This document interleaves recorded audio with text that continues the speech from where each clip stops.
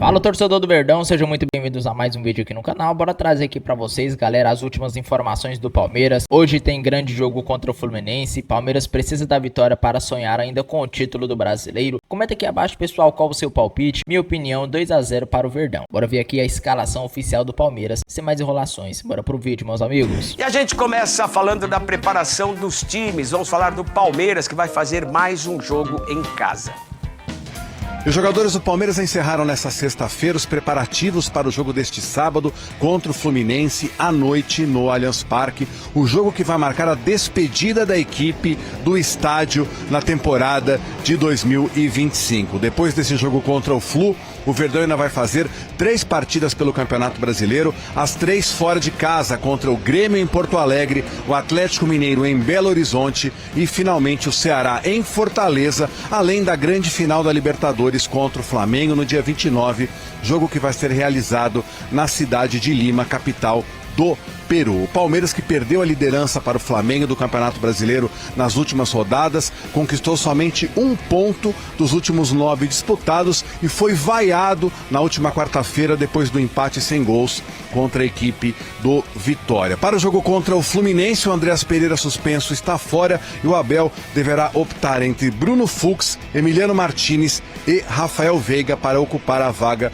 do Andrés, que acabou sendo expulso da partida contra o Vitória. A boa notícia é que os 6 jogadores que participaram de partidas da data FIFA por diversas seleções estão totalmente à disposição do técnico Abel Ferreira. Lembrando que o Vitor Roque, o Gustavo Gomes e também o Facundo Torres já jogaram parte do jogo contra o Vitória. E agora o Abel vai poder escalar, além dos 3, o Piquerez, o Emiliano e também o Sousa, que não atuaram contra a equipe do Vitória. Lembrando que o Palmeiras não perde no Allianz Parque pelo Campeonato Brasileiro há 13 jogos. O Palmeiras tem um ótimo aproveitamento em casa no Brasileirão, jogando em seu estádio. Perdeu somente 2 vezes para o Bahia e para o Flamengo. É momento de focar, de trabalhar, de estar todo mundo junto, corrigir os erros também, ajustar algumas coisas para chegar da melhor forma para a final da Libertadores e também amanhã para tentar conseguir mais 3 pontos para ficar aí perto da liderança e tá lutando até o final do campeonato. Falando agora sobre a final da Libertadores, a Conmebol definiu nesta sexta-feira que o argentino Darío Herrera será o árbitro desta grande final. Aliás, no próximo domingo, a torcida do Palmeiras promete realizar uma grande festa aqui na porta da Academia de Futebol para se despedir dos jogadores, até porque no dia seguinte eles viajam para Porto Alegre para o jogo contra o Grêmio e de Porto Alegre a delegação deve partir rumo a Lima, onde o Palmeiras vai enfrentar a equipe do Flamengo na grande decisão da Libertadores. Pois é, o Palmeiras não vence há 3 jogos. Incomum nessa reta de campeonato brasileiro para um time que está brigando pela ponta não conseguir desempenhar nesse momento. Se você vê a sequência do Palmeiras, como disse o Marcelo Rosenberg, depois de jogar essa partida em casa, vai jogar no sul do país, segue para o Peru e depois no campeonato brasileiro, o Palmeiras vai ter 3 jogos fora de casa na sequência. Então o Palmeiras precisa vencer essa partida contra o Fluminense para depois ver o que vai acontecer, porque jogando na sua casa, como mostrou a matéria aí, o Palmeiras é muito forte. Quando joga fora do seu estádio, nessa temporada não tem sido dessa maneira e por causa da briga lá em cima no Campeonato Brasileiro com o Flamengo, o time vai ter que mudar essa história se quiser levantar o caneco. Ô Danilo, como você responde essa brilhante enquete que está aí no ar? Primeiro, quem está em situação, quem cai mais rendimento? E faço uma segunda pergunta. O que acontece com o Palmeiras? Já respondeu, então. A sua enquete, assim, pra mim, eu tô ruim, pode falar. Não, tô com o Trajano em relação à parte do resultado, acho que o Juca também concordou, não tem comparação, é muito mais normal o Flamengo perder do Fluminense do que o Palmeiras ter perdido ponto contra o Vitória dentro de casa. Nesse ponto não há comparação. Fato é que no final da rodada o Palmeiras diminuiu 1 ponto para o Flamengo, mas ainda assim não dá para a gente tirar o peso do resultado ruim do Palmeiras no Allianz Parque. Quando a gente analisa a queda de desempenho das últimas partidas, eu acho que o Palmeiras ele tem só 1 ponto em 9, isso é algo que chama a atenção. Mas uma coisa que me deixa com a pulga atrás da orelha em relação ao Flamengo é a questão física. O Pedro já foi, né? Já muito difícil, né, que ele esteja em condições de jogo. O Felipe Luiz deu uma entrevista falando isso. O Jorginho está voltando agora depois de mais um período afastado. O Saúl vira e mexe, precisa ser poupado, está suspenso agora. O De La Cruz está com problema no joelho. A gente tem o Léo Ortiz que não sabe quando que vai voltar. Eu esperava que ele fosse voltar, talvez volte agora no final de semana. Aí tem lá o João Vitor, que sofreu um pouco, mas não na parte física. Enfim, o Flamengo me chama a atenção por esses pontos físicos que, por enquanto, o Palmeiras ainda não está sofrendo. Então, eu fico na dúvida de como vai ser essa reta final, com o jogo sábado, terça, viagem e outra final no sábado. Então, o desempenho, se a gente olhar as últimas 3 partidas, o raio-x, o Palmeiras é pior do que o Flamengo. Mas projetando, a gente vai ter que ver qual vai ser a resposta do Flamengo dentro de campo nesse aspecto físico. O Palmeiras, eu tenho que ver uma resposta tática, técnica, porque o Palmeiras está muito abaixo. Muito abaixo. Contra o Vitória, jogou muito mal. Pode falar, Trajano. Não, eu acho que tem que analisar também o lado psicológico da. Porque uma derrota na decisão da Libertadores pode ser um abalo terrível para os jogos restantes do brasileiro.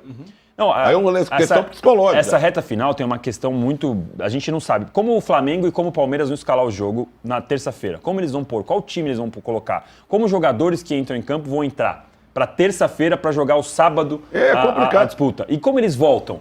O time feliz o time vai estar feliz, na ressaca? Outro infeliz, outro mordido, outro não mordido. O que resta pra gente? Ganhar o brasileiro? Escuta, não, ganhamos a Libertadores, vamos ganhar também o brasileiro. Quer dizer, ter um jogo decisivo da Libertadores, meio pro fim, faltariam 2 rodadas, 3 rodadas, é a chave do mistério. É a chave do mistério. Terça-feira a gente estava aqui, o Rodrigo Matos deu a definição do campeonato de sobrevivência, né?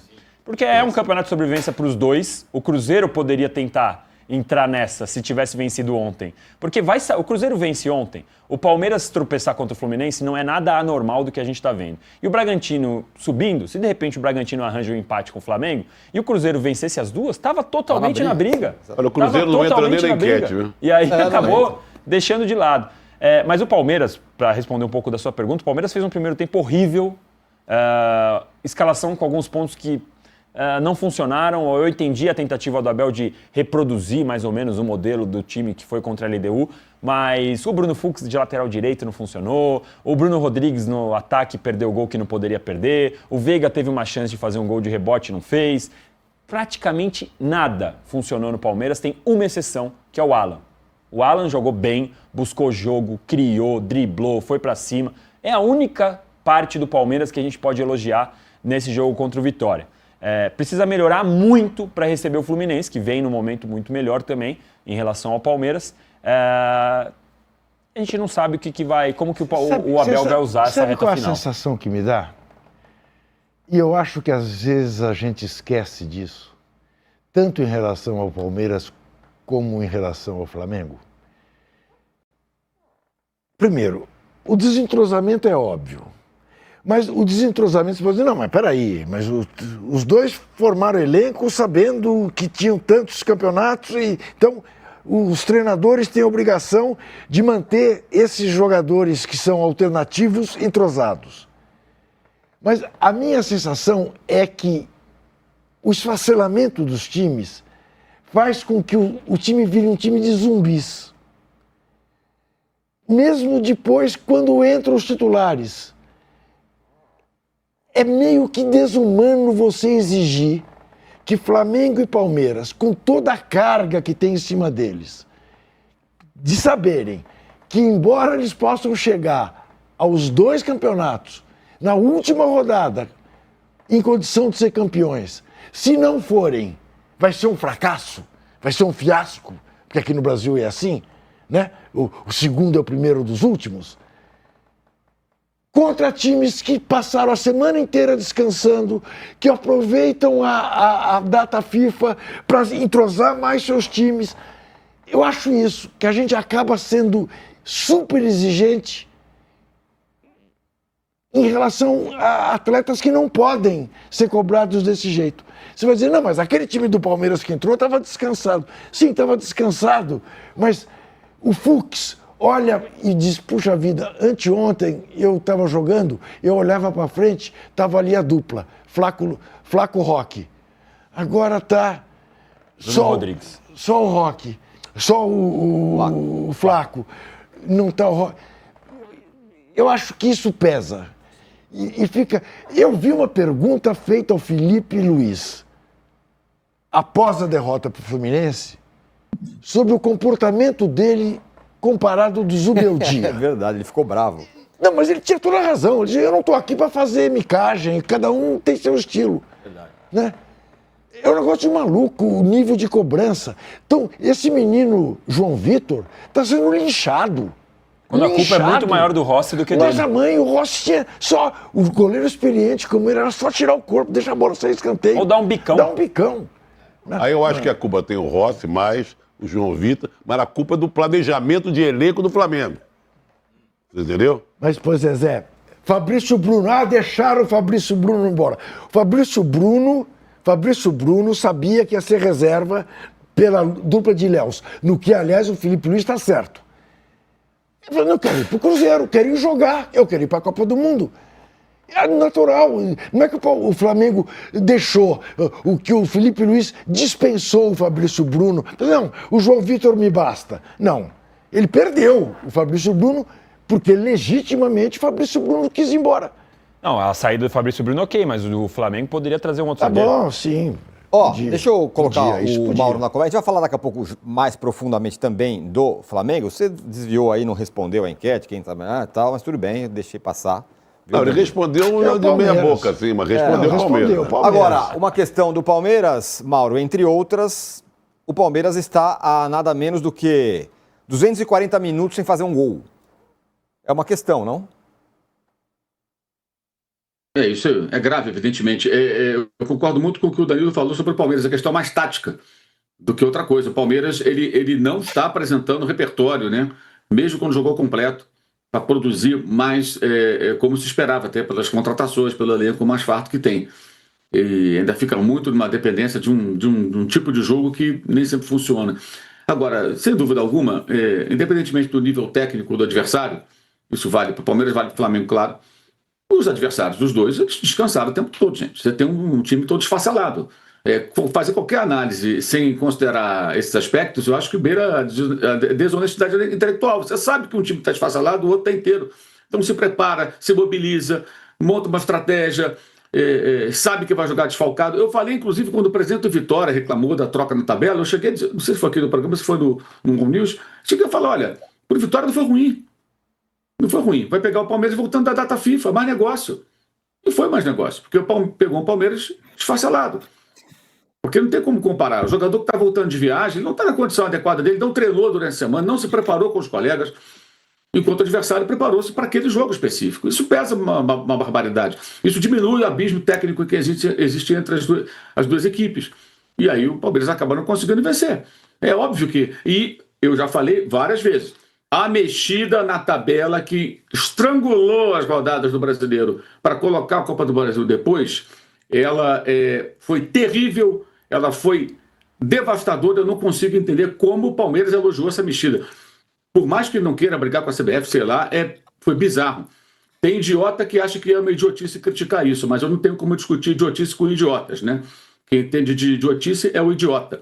Então tem idiota que fala, é uma idiotice, criticar o Palmeiras por isso. Não, não é uma idiotice. Idiotice é não admitir que foi uma tolice o Palmeiras publicamente fazer um elogio a uma mudança que prejudicou terrivelmente o Palmeiras. Também o Flamengo e também prejudicaria o São Paulo se ele permanecesse na Copa Libertadores.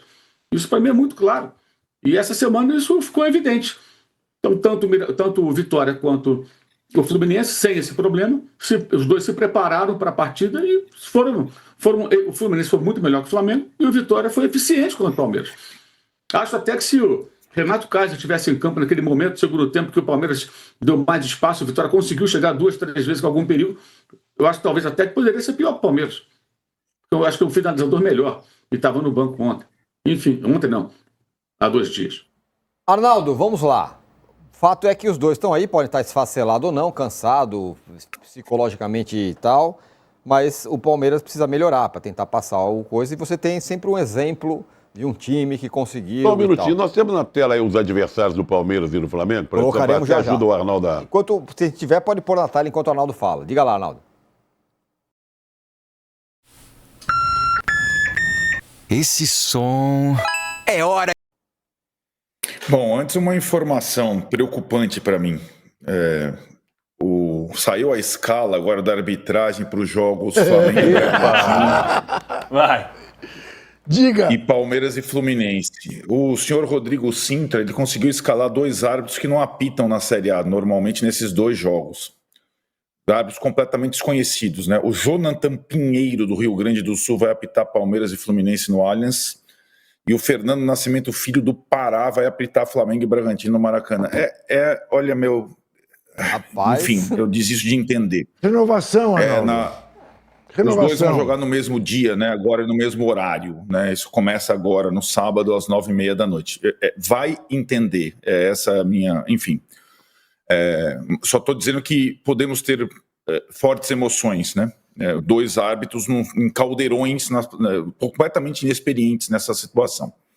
Bom, eu acho que o Mauro e o Danilo foram muito bem quando explicaram ou tentaram diferenciar as oscilações de Flamengo e Palmeiras. São tabelas aí semelhantes, com esse fator que o Palmeiras joga a última partida como mandante contra o Fluminense no sábado, depois não joga mais na sua casa. Então é uma diferença na reta final, e nós temos Atlético e Ceará como fiéis da balança aí nessa brincadeira toda. O Cruzeiro, para mim, está fora, né? O último respiro foi essa partida contra o Juventude. Mas, assim, a oscilação do Palmeiras me parece mais, como disse o Mauro e o Danilo, de repertório de escolhas do Abel para inícios de partidas. O primeiro tempo do Palmeiras contra o Vitória, o primeiro tempo do Palmeiras contra o Mirassol, o primeiro tempo do Palmeiras contra a LDU em Quito, o primeiro tempo do Palmeiras contra o São Paulo, o primeiro tempo do Palmeiras... Cara, quantos primeiros tempos contra o Santos na Vila Belmiro? Então eu fico até abismado como o Palmeiras normalmente começa mal os jogos. A exceção é a virada contra a LDU. Poucas vezes o Palmeiras começa bem os jogos.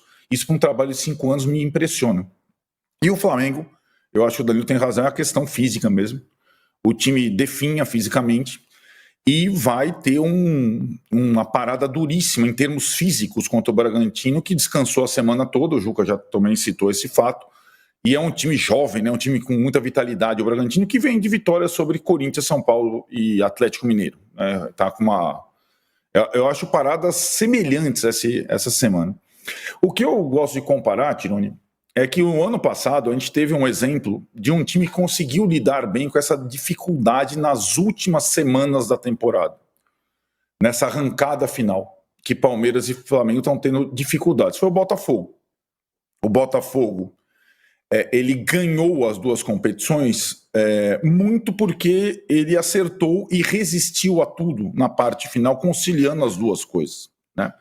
E ele tinha ainda no Brasileiro uma desvantagem, né? Então ele ganhou do Palmeiras na terça-feira da semana da decisão da Libertadores contra o Galo, ganhou do Galo, aquele jogo que ele teve 1 a menos desde os 30 segundos, e ganhou do Internacional em Porto Alegre na sequência, e ganhou do São Paulo na sequência. Então ele conseguiu, vamos tentar juntar as 2 coisas, né? Que